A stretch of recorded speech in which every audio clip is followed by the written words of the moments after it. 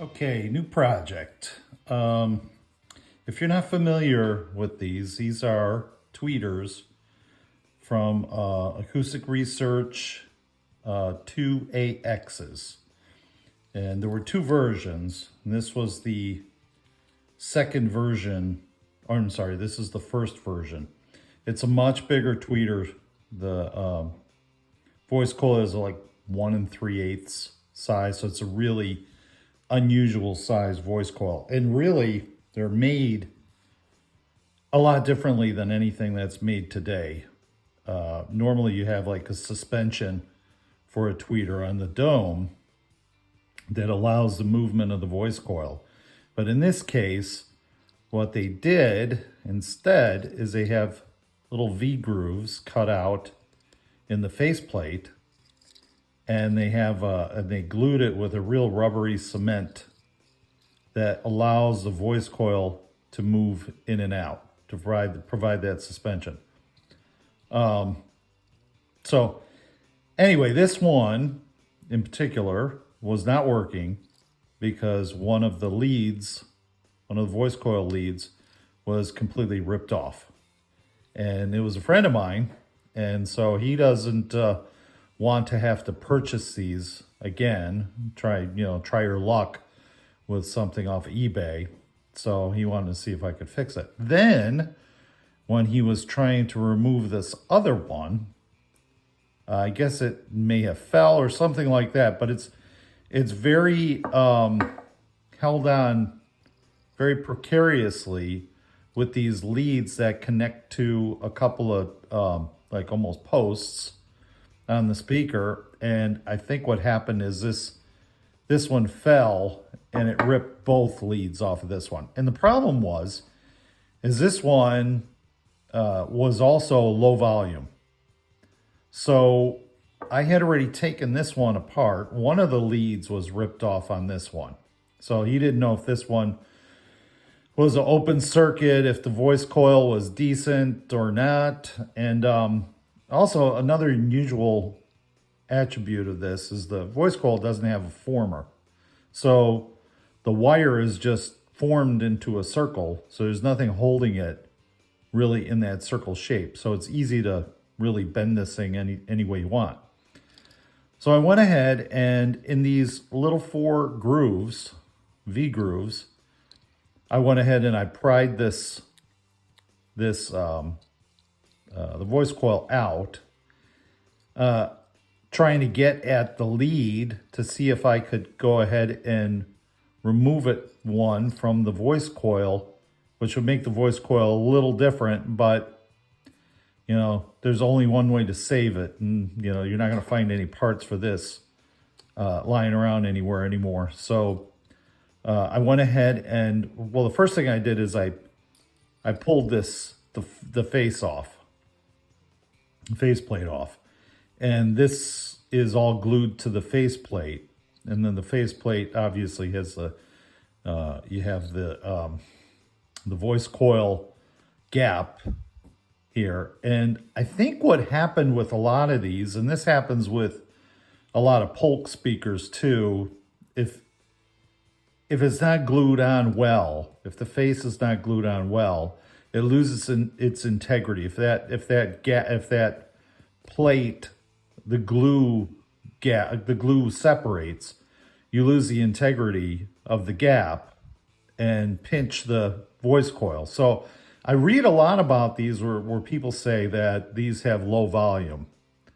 And I think that's pretty much the case with a lot of these, is that in time, this just kind of loses its grip. The glue loses its grip, and you lose your gap integrity, and then pinches the voice coil, and it doesn't work as it should. So, and I think that's a case with this one because I haven't opened this one up yet.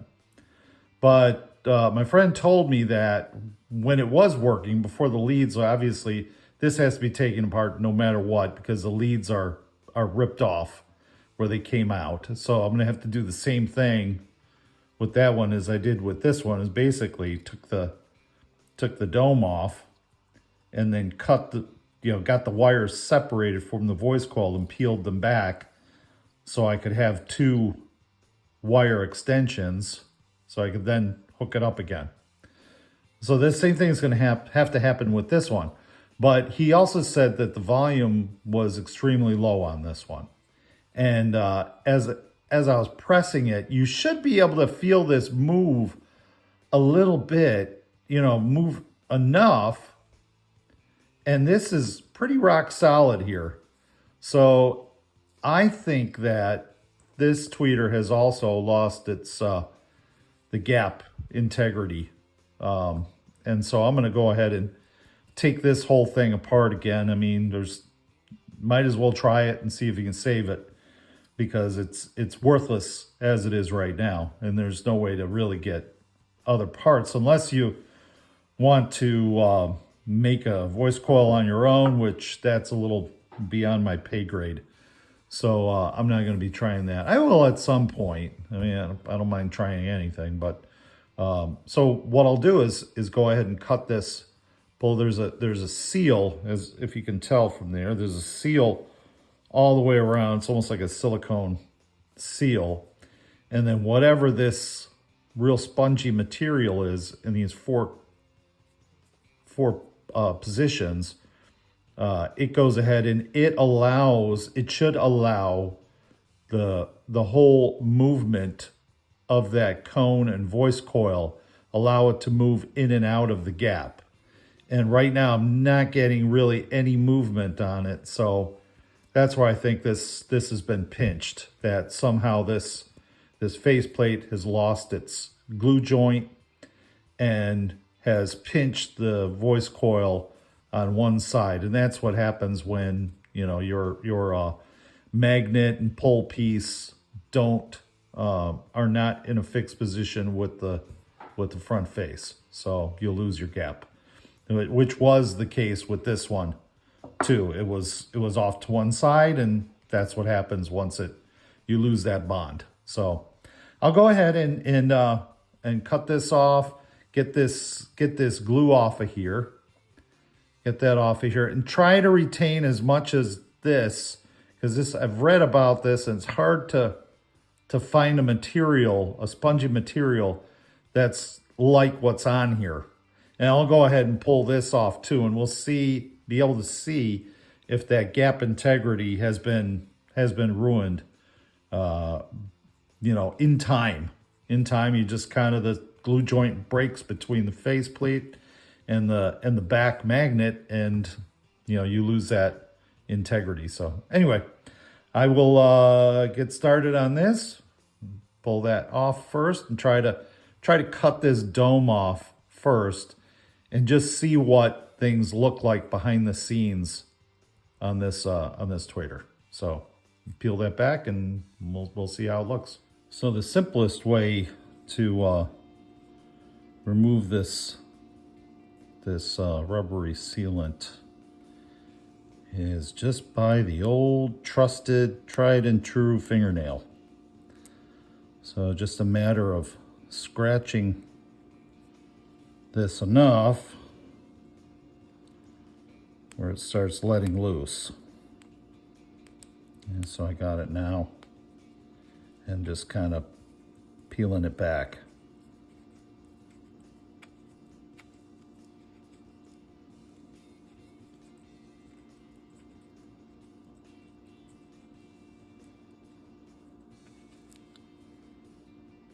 Okay, so that's pretty much most of it there. And then I'm gonna try to keep this orangey stuff intact, because it's really spongy. And like I said, it provides that suspension to allow the dome to move in and out. So what I attempt to do is just kind of pull this back some and get it to let go, and then get in there. I don't know if I can show this. I can show it with the other one. So if you look at this one,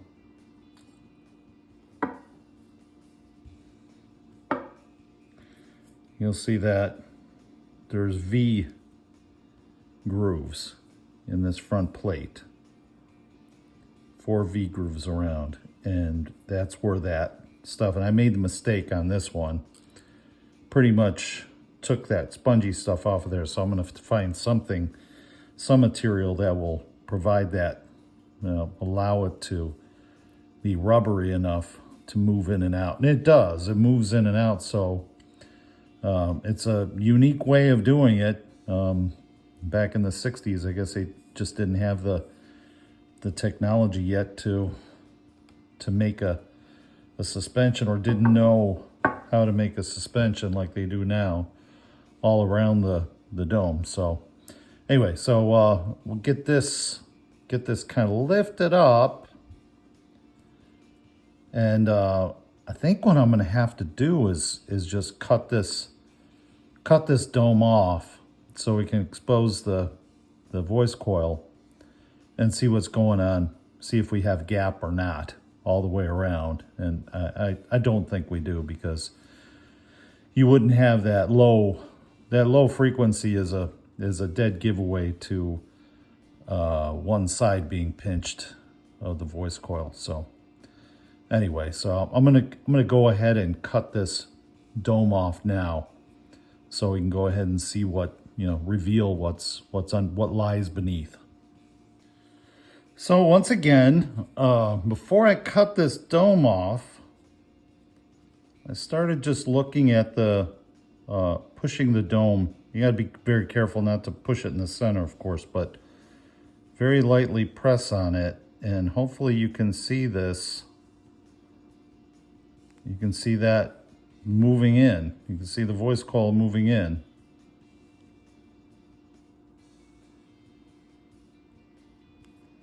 I can see it at least. Hopefully you can pick it up on the camera.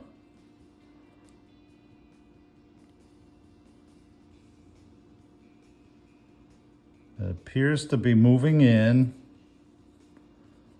all sides. So it doesn't look like there's a pinch on this. So maybe it's just a matter of this, whatever this material is, the spongy material is not allowing it to move as much with age.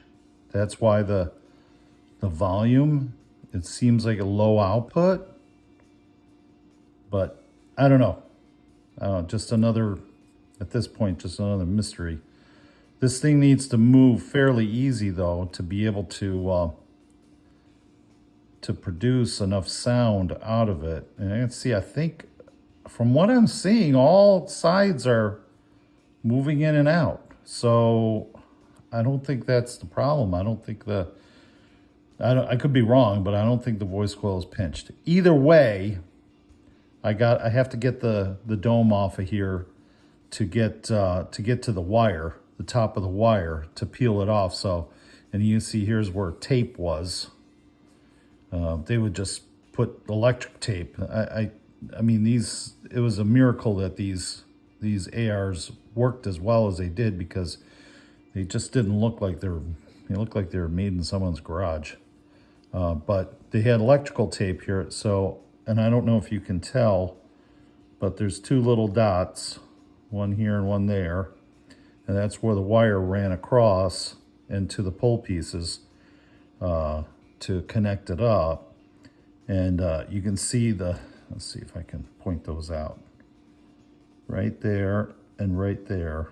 That's where the wires did come out at one point, and before they were ripped off. So I'm going to get my X-Acto knife, or my hobby knife, and just cut right in between. You can see where the voice coil is. You can see that metallic. And that's where the voice coil is. And I'm going to cut this, make an incision, do a little surgery all the way around to remove that dome off of the tweeter. And then we can get at the wire, basically pull off one loop in both directions, so we have enough length of wire to come over the edge to connect it back up.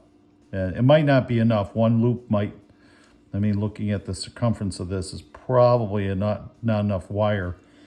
We'll see. And I might just have to extend it with some extra wire. See if I can solder it on. It's a little difficult sometimes because it's like dealing with a hair. But anyway, so let me go ahead and cut that off, and be real careful with the X-Acto blade. Cut that all the way off and to expose the wire.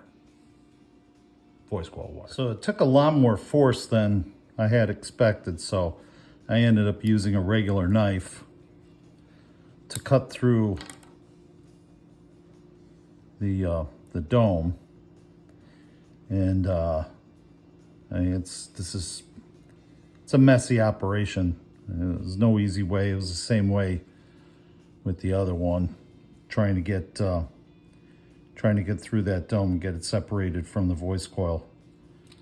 Just not, the glues that they used were pretty good. So anyway, and that dome was pretty thick. But the pieces that I'm looking for, the wire that I'm looking for, is under here. There's a little bit of the dome left over here, and I'll try to pull that back. Because that's where that wire came out. So those two leads are the voice coil's buried in here. So inside this area over here. So I'm gonna work on being delicate with this to get that remaining cone dome off of here, to expose the wires. Try not to rip everything apart in the process. So I'll be back. So after working on this thing for a bit longer, I was able to pull the voice coil out, and that was quite an effort to get that out. I went ahead and I used just to get that pulled out, I took toothpicks and I went ahead and I broke the bond of this foam in those 4 spots. And then I was able to use multiple toothpicks and pry this up from each side slowly, just by putting them like this and bringing them up little by little in each direction. When it came out, finally came out, it was fairly bent up, is probably the proper way to say that. There wasn't really a circle. And so I've gone ahead and I reshaped it. And also, obviously, I got the windings pulled up too. But the problem with that is this glue that they used on top to adhere the dome onto it really wouldn't allow the wire to be pulled up. It just came off in little pieces. I had to get around the first ring, and then once I got beyond that, then it pulled up at that point. So I've got it up to a level that it's going to be fairly close to getting that connected up to the inputs. So now I'm trying to figure out what am I going to do with this, because I don't have this material, this glue. So I'm just trying to figure out what I can do. The next thing I want to do is I'd like to test this for continuity. First of all, sand off these edges and just put it on my multimeter and see if I have continuity for this, for the voice coil. And then see if I can get this. I've already kind of fit it a little bit, so I've still got some of the spongy material that's in there that will hold it in place. And then glue this dome back on. I'm kind of inclined to just pull all this stuff off at this point, and it's going to have a different look, obviously, when I'm done with it, if it works at all. Glue this back on, put it in place, just temporarily, then put a signal to it. Just put a signal generator to it and see if it's working. And if I can get that done, and glue the whole thing down. So take it one step at a time. I did a little sanding on the lead wires, and so I'm going to see if that OL on the meter means open circuit or something about open circuit. So we'll see if we get something here. Okay. It's dancing all over the place. That's not unusual. But anyway, so it's a good good wire all the way through this thing. So onto cleaning this up and making sure that this thing fits correctly, and testing it, getting it actually to pop out of here just with a battery to get it to repel the magnetism, to repel when you throw a voltage on there. So try that next.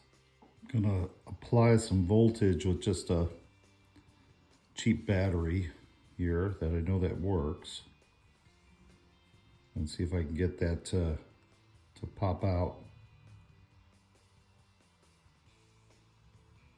Come on. Oh, there we go.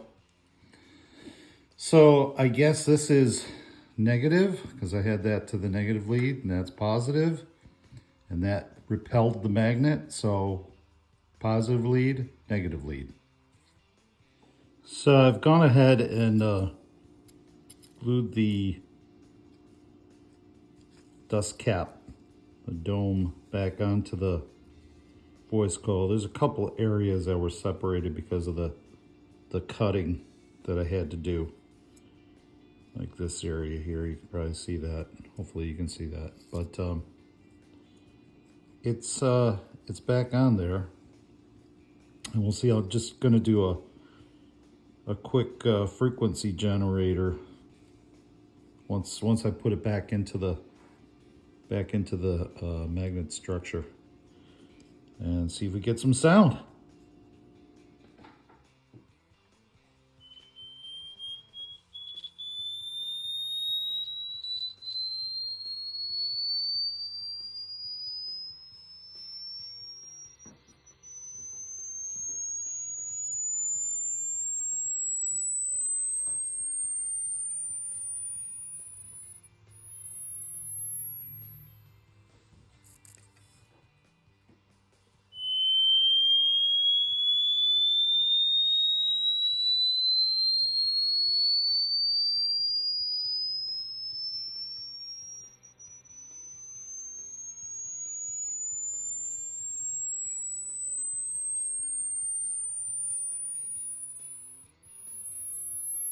So here it is, close to the finished product. All I need to do is put a little sealant around that edge and some on these wires. Make sure they don't snap off and they stay in place. And hopefully I'll get that done and show you exact finished product.